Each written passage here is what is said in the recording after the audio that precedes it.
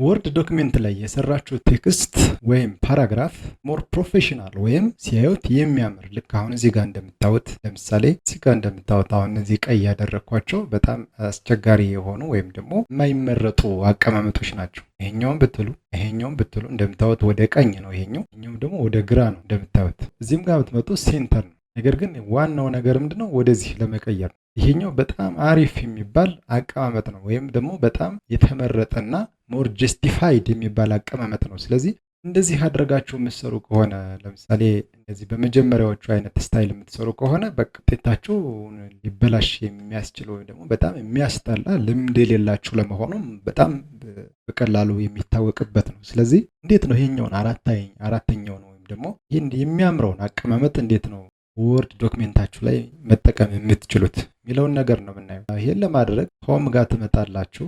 ይሄን አንዴ ማስተካከል እንችላለን። ሁሉንም ሴሌክት አድርጋችሁ እንደዚሁ የተበላሸውን ነገር ፓራግራፍ የሚለው ጋር ተመጣችሁ በኋላ እነዚህ አይነት ነገሮች አሉ።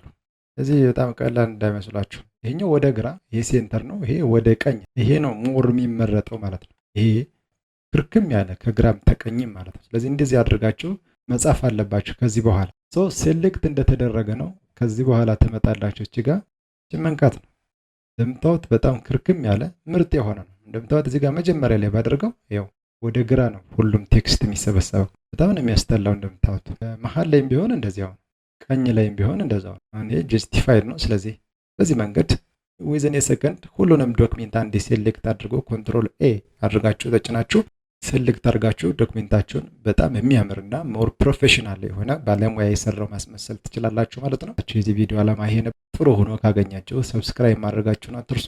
ቀጣይ እንዲህ አይነት ቪዲዮዎች እንዲደርሷችሁ ማለት ነው። ይመቻችሁ።